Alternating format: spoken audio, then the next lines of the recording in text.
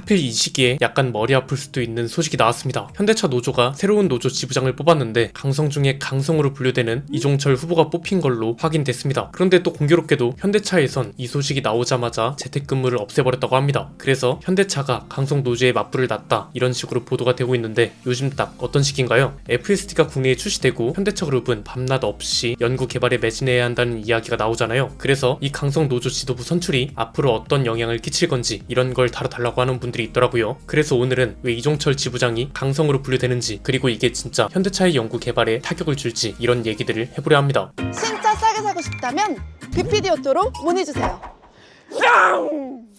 BPD 오토 언론들이 강성 노조 집권이라고 말하는 이유, 이건 그냥 이종철 지부장이 그동안 어떤 활동을 했는지만 봐도 충분히 파악할 수 있습니다. 일단 이종철 후보가 어떻게 뽑힌 거냐, 결선 투표 결과 17,880표 정도를 얻었고요. 득표율은 54.58%였다고 합니다. 압도적인 당선이라고 보긴 힘들어 보이죠. 이종철 지부장은 내년부터 2년 동안 현대차 지부를 이끌게 되는데 왜 강성으로 분류되는 거냐, 지난 2008년에 노동법 개정 반대 투쟁 관련 혐의로 징역형의 집행유예를 선고받았고 이때부터 강성 이미지가 굳어졌다는 식으로 언론에선 설명하고 있습니다. 여기에 현장 조직인 금속연대 소속일 뿐만 아니라 이번 지도부 선거 과정에서 어떤 공약을 내세웠냐, 대표 공약이 주 35시간제 근무 단축, 상여금 800%, 그리고 퇴직금 누진제, 이런 식으로 비용과 제도 변화 폭이 큰 이슈들이 중심이었고 이런 것 때문에 강성 프레임으로 묶이고 있다고 보시면 됩니다. 그래서 더 우려 섞인 목소리가 나오고 있는 건데 이유야 간단합니다. 현대차 그룹이 평소와 다른 상황인 건 맞잖아요. FSD 국내 출시 이후 현대차 그룹의 자율주행 성적이 적나라하게 드러나면서 발등에 불이 떨어진 상황이라고 볼 수 있으니까요. 이걸 너무 가볍게 보는 경향이 있는데 대표급 인사가 사임하고 그 뒤에 R&D 수장까지 사임했다는 건 대내외적으로 큰일 난 게 사실입니다. 이런 상황에 강성 지도부가 들어서니까 이거 노조랑 싸우느라 자율주행 쪽은 신경도 못 쓰겠는데 이런 식의 우려가 나오는 거죠. 자, 이 대목에서 중요한 게 대부분의 사람들이 강성 노조에 대해서 감정적으로 접근합니다. 사실 그럴 수밖에 없는 게 대부분이 노조의 역할이나 존재 이유에 대해서는 부정하지 않거든요. 그런데 강성 노조는 문제가 있다고 보는 경우가 많고 그렇기 때문에 감정적으로 접근하게 되는 게 당연합니다. 그런데 사실 이 문제는 감정적으로 접근할 문제도 아니고 그렇게 접근하지 않아도 여러가지 문제가 보입니다. 여기서 또 하나 구분이 필요한데요. 자율주행과 SDV 압박은 소프트웨어 조직과 의사결정, 파트너십 이런 문제인 거고요. 노조의 리더십 변수는 뭐냐, 현재 생긴 압박을 악화시킬 수도 있고 반대로 도약이 발판으로 쓸 수도 있다 이렇게 보시면 됩니다. 왜 이렇게 보는지는 지금부터 설명해 드리겠습니다. 현재 상황이 어떤가요? 테슬라가 감독형 FSD를 한국에 OTA로 배포했고 이것 때문에 현대차 그룹의 자율주행 성적이 수면 위로 떠올랐습니다. 앞에서 말한 것처럼 자율주행 수장인 송창현 대표가 사임했고 그 이후에는 R&D 수장인 양희연 사장도 사임했습니다. 양희연 사장 후임은 애플 자율주행차 개발에 참여했던 만프레드 부사장이 유력하다고 하죠. 그럼 강성 노조가 들어선 걸 사람들이 왜 우려하는 거냐, 크게 세 가지 정도로 볼 수 있습니다.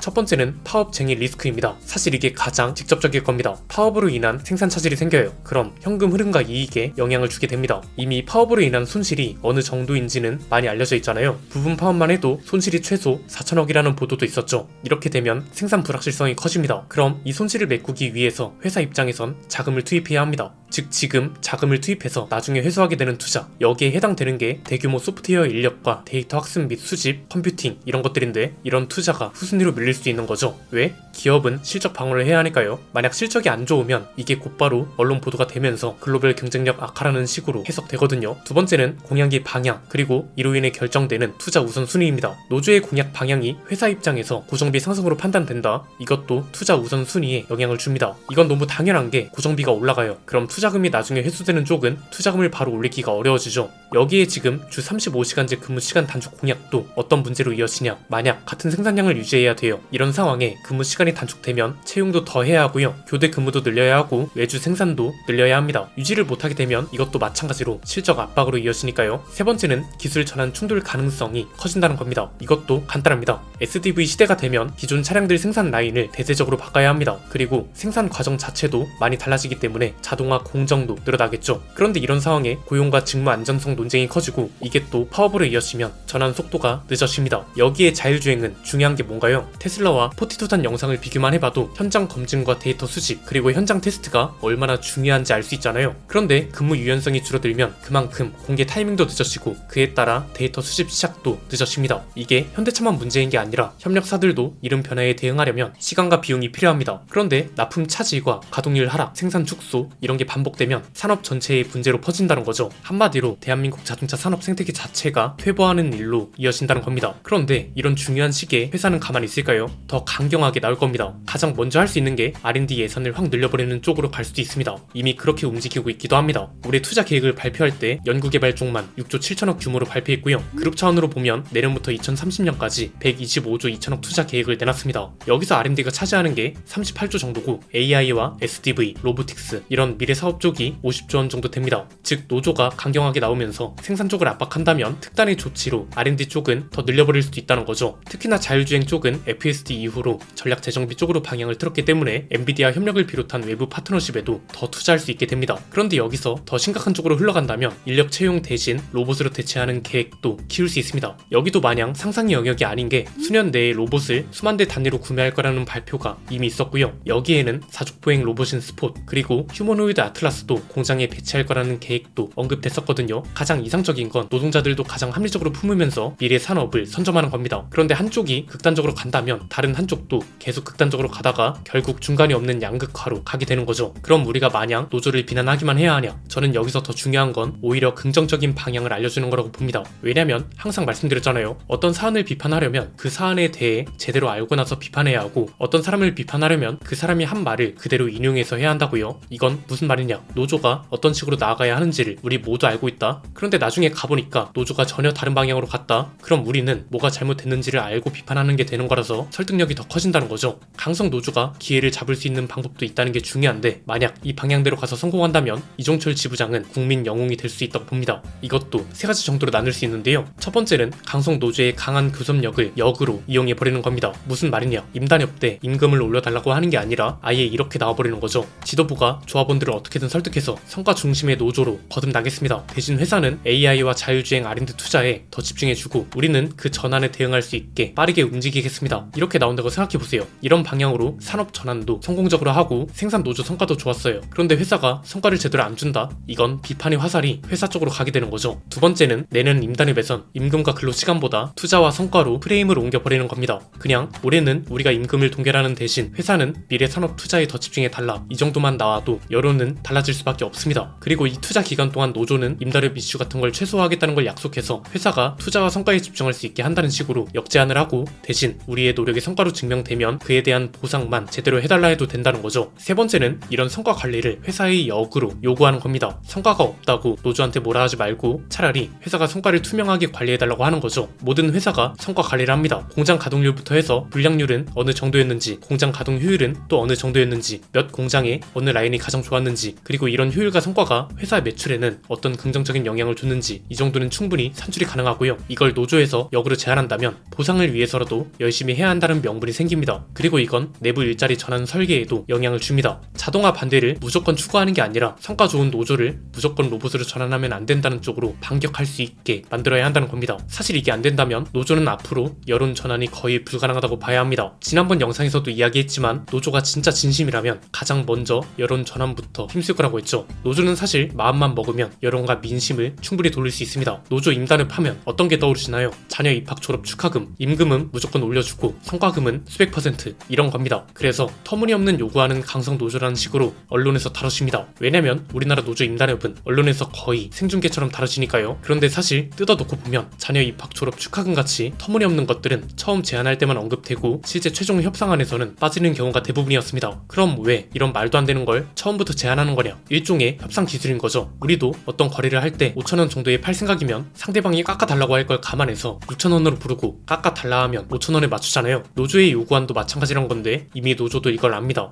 언론에서는 처음에 나온 가장 자극적인 것들을 위주로 다룹니다. 그럼 진짜 여론을 바꾸고 싶다면 애초에 1차 안 자체를 이런 식으로 안 만들겠죠. 처음부터 우리도 성과를 근거로 회사와 협상하고 싶다. 대신 성과가 안정된다면 그만큼 보상해준다는 것만 약속해달라. 이렇게만 나가도 달라진 게 느껴지잖아요. 그런데 지금까지 이런 걸 안 했습니다. 가끔 건너 노조 관계자들로부터 들려오는 말이 뭔가 잘못 알려졌다. 내부 사정이 있는데 이런 게 충분히 안 다뤄졌다. 이런 겁니다. 죄송하지만 내부 사정은 어디에나 있습니다. 그런데 내부 사정 같은 걸 이해받으려면 여론부터 바꿔야 한다니까요. 그렇기 때문에 FSD가 새로운 혁명이라 불리는 것처럼 지금은 산업 전환기인 게 분명하잖아요. 꼭 자율주행만 그런 게 아니라 내연기관차에서 전동화로 넘어가는 것도 사람이 아닌 로봇을 점점 많이 쓰는 것도 마찬가지입니다. 이런 중요한 시기에 여론마저 못 돌린다면 노조의 입지가 계속 줄어드는 건 정해진 수술인 거죠. 거죠. 부정적인 방향과 긍정적인 방향을 모두 다뤘습니다. 그럼 이제 내년 인단협을 지켜보면 됩니다. 평소처럼 부정적인 방향으로 가냐 아니면 진짜 반전으로 긍정적인 방향으로 가냐 지켜보면 될 것 같고요. 만약 전자라면 산업 전환기의 거의 마지막 기회를 날리는 거고, 후자라면 국민적 지지를 받을 수 있는 기회가 생긴다고 보면 되겠죠. 여러분 생각은 어떠신가요? 댓글로 자유롭게 의견 나눠주시면 감사드리겠습니다. 오늘 내용은